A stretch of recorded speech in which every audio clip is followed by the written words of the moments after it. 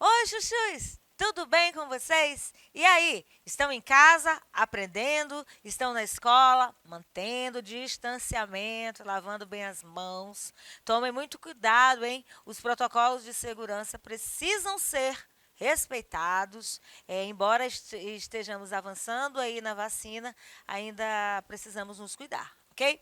Hoje nós vamos trabalhar regência. Lembram disso?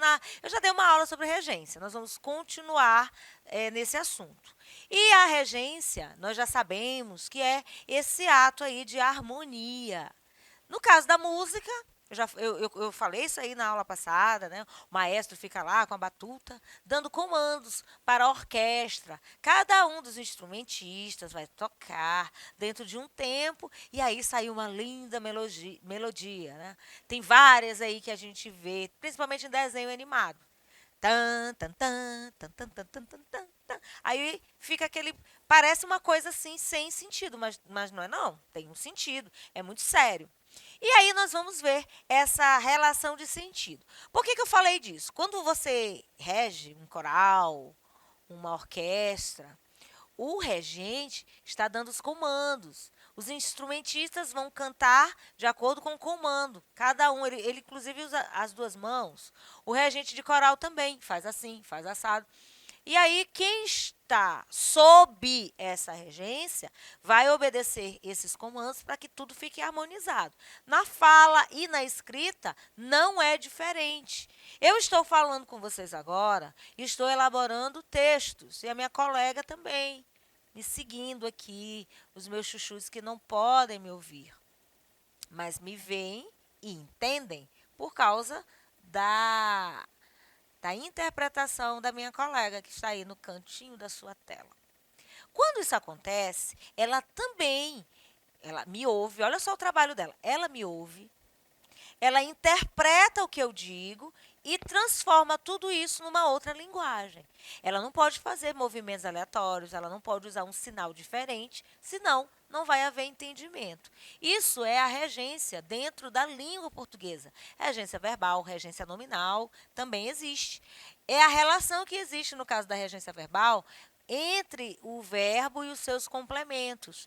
E também, gente, já falamos de conjunção, já falamos de preposição. Então, nesse caso de regência, nós vamos aprender a usar as preposições adequadas nesse relacionamento entre verbo e complemento. Ok? Nós vamos falar das relações de sentido, nós vamos falar da regência em si e apresentar alguns casos especiais que vão exigir de nós atenção na hora dessa elaboração de orações, e, consequentemente, de períodos e parágrafos para formar um bom texto. Na aula anterior de regência, eu trouxe um palhaço, uma figura de um palhaço, com essas frases aqui, ó. Aliás, com essa frase. Você está rindo de mim. Quando você diz você está rindo de mim, lembra? Alguém está zombando da pessoa. Se eu disser vocês estão rindo de mim, significa que vocês estão rindo de alguma coisa que eu fiz, de algum gesto que talvez não tenha ficado legal, ficou engraçado, vocês estão zombando. Então, o verbo rir, neste caso aqui, é transitivo, indireto, regido, né? Ele necessita de uma preposição, no caso de. Eu não posso colocar uma preposição qualquer aqui para este sentido. Eu não posso dizer você está rindo por mim no sentido de zombar, porque não fica legal, não há harmonia. Então, ele nesse caso apresenta a ideia de fazer algo ou alguém motivo de riso. Neste contexto, o verbo rir tem esse sentido. Mas quando eu digo você está rindo ou sorrindo para mim, aí o sentido é outro. Alguém está procurando ser agradável, alguém está procurando ser gentil, alguém está manifestando gentileza pelo sorriso. Nesse caso, o verbo rir é transitivo indireto e vai ser regido, ele vai necessitar de outra preposição, não mais o de. E agora o para, que também é preposição. Lembra das preposições? Tem algumas aí. que vai apresentar a ideia de se tornar agradável. As preposições, eu vou lembrá-los aqui. Ó. A, ante, até, após, com, contra, de, desde, em, entre, para, perante, por, sem, sob, que é embaixo, sobre, que é em cima, e trás, tá? Ou atrás. Aí, no caso, esse negócio de atrás, aí tem também a questão do advérbio, que é outra coisa. Então, só para nós lembrarmos. Existem preposições essenciais, que eu acabei de recitar para vocês, e existem também as acidentais. Então, na língua portuguesa, nós temos muito disso. Por exemplo, o i é uma conjunção aditiva, mas em algum caso ela pode vir como adversativa. Então, atentem ao contexto para nós podermos identificar a conjunção ou preposição, ou dependendo do assunto que você estiver estudando, o termo correto aí na hora dessa aplicabilidade. Conhecimento de regência correta é dessa regência que nós estamos seguindo aqui. A gramática normativa traz regras, é o que nós vamos ver hoje. Ensina que tipo de sentido tem o verbo, que preposição ele vai pedir, se não vai pedir preposição, enfim. A gramática normativa é aquela que prescreve o que se deve e o que não se deve usar na língua. Essa gramática aí que é exigida na produção textual de uma redação, essa gramática aí que é exigida na hora da prova de um vestibular, de um concurso público, enfim, numa entrevista de emprego. Atentem, a língua portuguesa é essencial nesse processo e nesse bom processo de comunicação. Cada verbo, cada nome e a função, a atividade natural que cada um tem, ou seja, o uso. Tudo isso é estudado na gramática normativa. O falante pode até desconhecer certas regências. O falante, isso acontece muito. Na hora da fala, nós cometemos algumas transgressões gramaticais. Quando isso não interfere no entendimento, tudo bem. Mas na escrita o negócio é diferente. Então, o falante pode até desconhecer algumas regras de regência, de acordo com a norma padrão, de acordo com a gramática. Por quê? Porque elas não fazem parte da sua performance linguística. Então, as variantes linguísticas, as pessoas que não têm oportunidade de estudar, as pessoas que não frequentam a escola, podem cometer algumas transgressões gramaticais. Agora, existem pessoas que não estudam, não têm aquela, pelo menos a educação básica por completo, mas são pessoas, essa aqui é uma dica, que se dedicam muito à leitura. Quem lê muito vai aprender a falar corretamente. Vai se tornar uma pessoa culta, inteligente, vai saber falar de diversos assuntos, vai conhecer vai ter muita bagagem linguística, apesar de não ter frequentado a escola.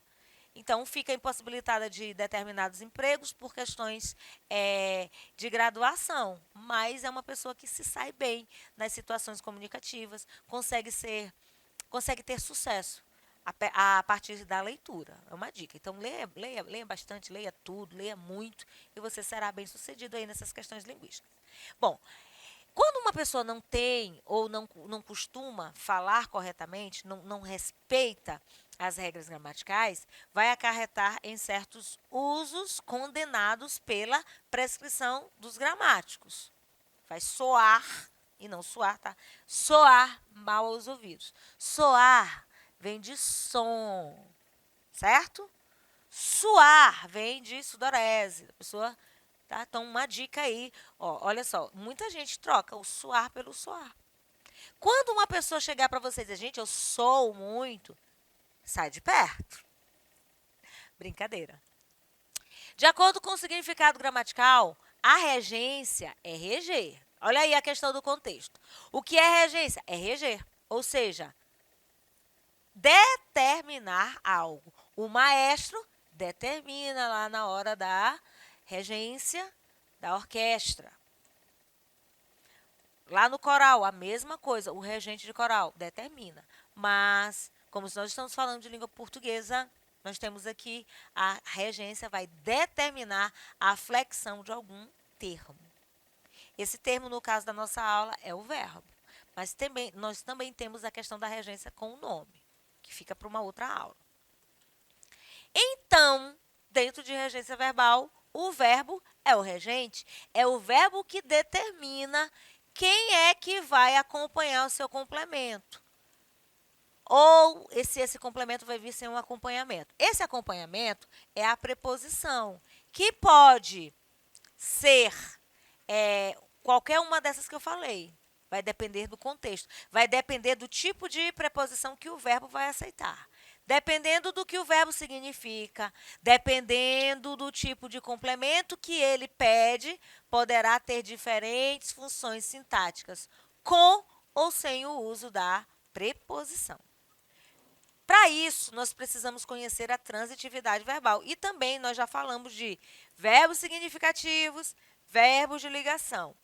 Transitividade verbal só existe para verbos significativos. Verbo de ligação não se trabalha com transitividade. Por quê? Porque o próprio nome diz. Verbo de ligação só tem a função de ligar o sujeito a um atributo, que é o predicativo. Então, olha só. O verbo pode ser transitivo direto, quando o seu complemento é um objeto direto. É aquele complemento que vai se atrelar a ele sem preposição. Verbo transitivo indireto. O seu complemento é um objeto indireto. Por que é indireto? Porque ele não vem diretamente, lógico. Então, ele vai precisar de uma conexão, de uma preposição. Eu gosto de usar um exemplo muito prático. Já viram o comercial de tubos e conexões de uma marca, que é um animal? Tigre? Pois é. No comercial, eles falam tubos e conexões. Os tubos aqui nós chamamos de cano. Quando eles têm o mesmo tamanho, eles são da mesma espessura, eles não conseguem se ligar. Aí o encanador vai pedir para nós comprarmos um conector, que eles chamam de T, quando esse conector liga 3 canos. Eles chamam de joelho, porque ele tem esse formato. Um cano está na parede dessa forma, ele vai para outra parede fazendo essa ligação perpendicular, aí ele vai precisar do que eles chamam de joelho.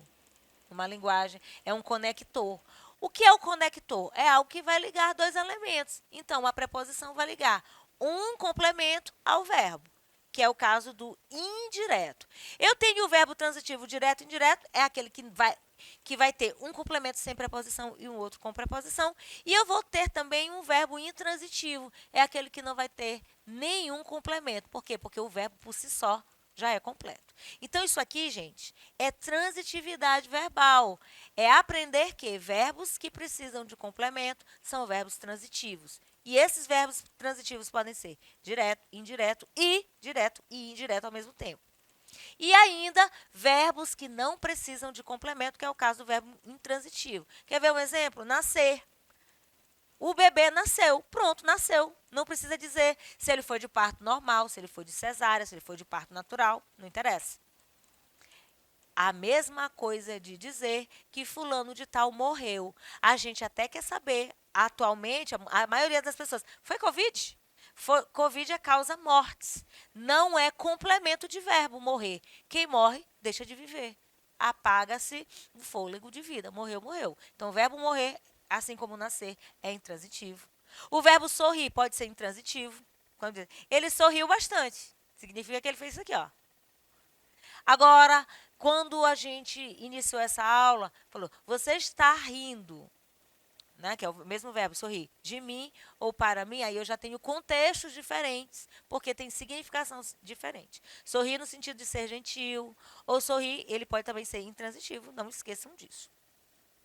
Regência, nós já sabemos, é uma relação de quê? De subordinação, porque um vai depender do outro, que existe entre verbo e complemento. Nós já sabemos. Verbos transitivos têm complementos, diretos, sem preposição, indiretos com preposição, diretos e indiretos, um de cada, e intransitivos sem complemento. Ao estabelecer essas relações entre palavras, o objetivo é não deixar que as frases fiquem ambíguas, ou seja, com duplo sentido. Por isso que nós temos que saber que tipo de ligação nós vamos fazer. Evitar que tenham, já falei, confusão na hora de interpretar. Olha esse exemplo aqui, ó. Aliás, meu exemplo é uma frase. Compreender a regência verbal de uma oração facilita a compreensão da importância do verbo na frase. Por exemplo, eu posso dizer assim, ó, a minha mãe disse para a filha arrumar o seu quarto. Arrumar o quarto de quem? Da mãe ou da filha? Aqui há uma ambiguidade, é nesse sentido. Precisamos construir as nossas falas e a nossa escrita de maneira que não haja falta de entendimento de quem leu, de quem nos ouve, não tenha duplo sentido, certo? A frase não fique ambígua, uma pessoa pode entender de um jeito ou de outro, certo? E aí, nós estudamos os casos especiais. Por exemplo, o verbo agradar, ele pode ter o sentido de acariciar.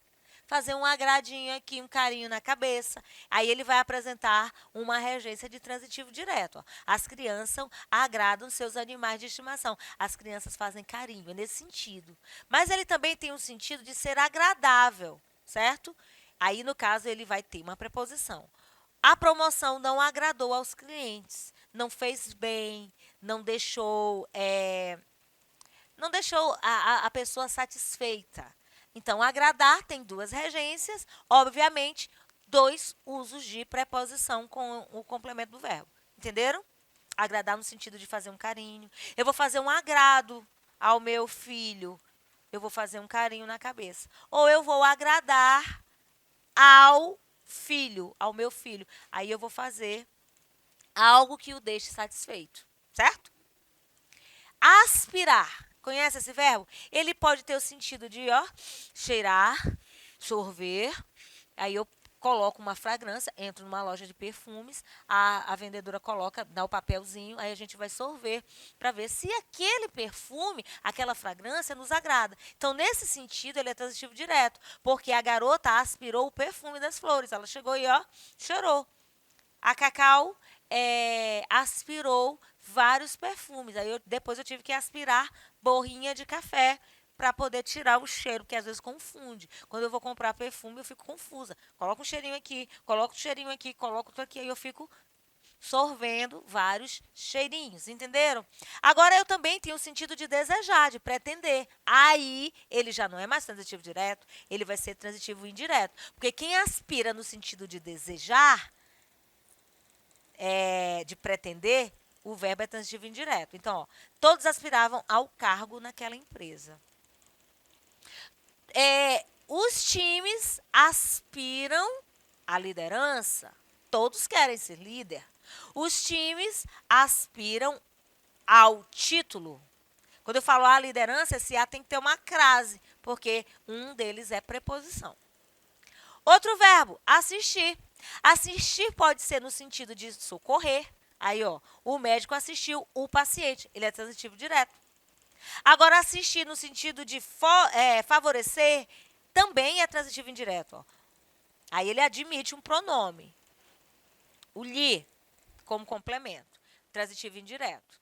Por que, que o lhe, no caso, é um complemento indireto? Porque o lhe dá a ideia de ser acompanhado de preposição, certo? Agora, no sentido de residir, ele é transitivo indireto. Ó. Ele assiste, não, a gente quase não fala isso, nem vê as pessoas falar, mas ele tem esse sentido. Agora, quando você assiste no sentido de estar presente, o verbo assistir é transitivo indireto. Nós assistimos a jogos, a filmes, a séries, certo? Vocês assistem a aulas. Então, se você assistir às aulas da professora Cacau, tem que ter uma crase. A crase, lembrando, é a fusão de um a preposição mais um a artigo. Aí ele recebe o acento grave. Temos ainda o verbo chamar, que pode ser no sentido de convocar, de invocar. Aí ele é transitivo direto. Chamamos alguns amigos para passear. Mas no sentido de denominar algo, ele vai ser e precisar de um predicativo do objeto. Chamou-a inconsequente. Chamou alguém, ou seja, denominou alguém, qualificou alguém de quê? De inconsequente. Então, eu tenho aqui o complemento verbal, representado pelo pronome oblíquo a, que significa ela, a pessoa, inconsequente ao predicativo do objeto. Chamou-lhe egoísta. É também a mesma coisa, tá? Predicativo do objeto. Hoje, nós vimos a transitividade, a regência de alguns verbos. Teremos outras aulas sobre este assunto. Por isso, preste atenção na hora de falar, na hora de escrever, fique atento à regência. Compliquei?